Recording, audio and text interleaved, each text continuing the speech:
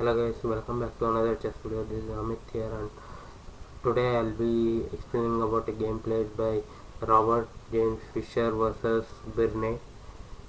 The opening goes like this. White is Birney and Fischer is black. Birney opens with the d4.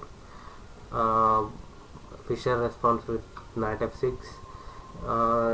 Like a King's Indian setup, it starts, but later on Fischer transposes it. D4, knight f6, c4, g6, g3, c6, bishop g2, and then d5. Now it is Slav defense with the idea of bishop g7 and playing a solid position by black. Takes, knight c3, bishop g7 and e3, double O, ne2. Actually in these positions usually white plays nf3 in order to prevent the black from pushing the e5 pawn, but here Birney makes a mistake of playing the knight to e2, which we will see in the future that it is a mistake played by white, allowing e5 break by black, and Fischer takes full advantage of it later on, and he plays nc6, double O, b6, b3, bishop a6, bishop a3 to k8, queen d2. White plays queen d2. Now comes the e5 break. He takes the pawn. White takes the pawn. Birney takes the pawn and recaptures with knight. But now here it seems like the pawn on the d4 5 is attacked by 3 pieces and only 2 pieces are guarding. But if bishop takes the pawn or the knight takes the pawn, then knight takes knight. If bishop takes, then bishop into e2, which is getting another piece freely. So Birney tries to make another move like the hit.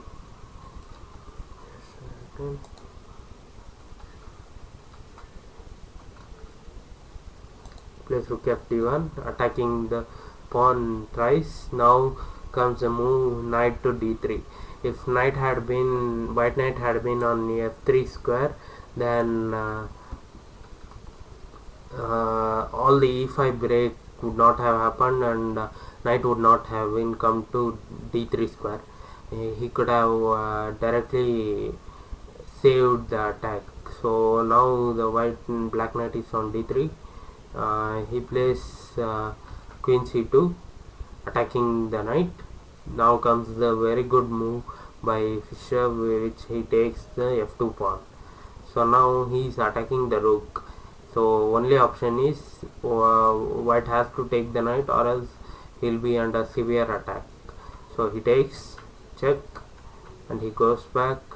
Now Fischer plays takes the pawn, attacking the queen and the rook. But we may think that black is wanting to give the two knights for 2 pawns and a rook, but it is not so.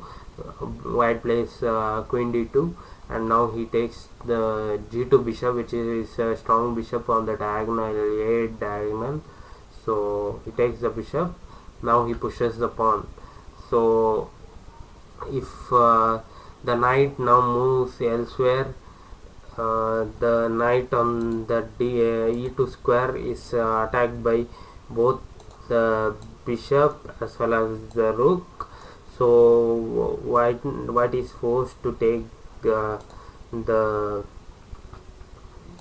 white is forced to take the pawn on the d4 square. He takes the pawn. Now white brings all the pieces to attack and plays bishop b2, bishop b7. So here black may actually play knight to f3, but if he plays the knight to f3, then black takes queen, and if rook takes, then bishop attacks the two rooks, and he is simply a pawn up, and he can win, convert it to victory. In this position, white plays king to f1, and black plays queen to d7, and Berner resigned the game at this point. Now consider if queen goes to f2. If queen goes to f2, then black gives check. King goes to g1, then his rook gives check. Now if queen takes the rook, then queen g2 is a mate. If rook takes the rook, then bishop takes the knight, and this queen is pinned. If queen takes the bishop, then it is a mate. So from this video we learned that white made a terrible mistake of getting his knight to e2 rather than on f3 in the opening, and which proved very costly for him, and black took a very good advantage of it by sacrificing his knight and converting it to victory. That's it for today.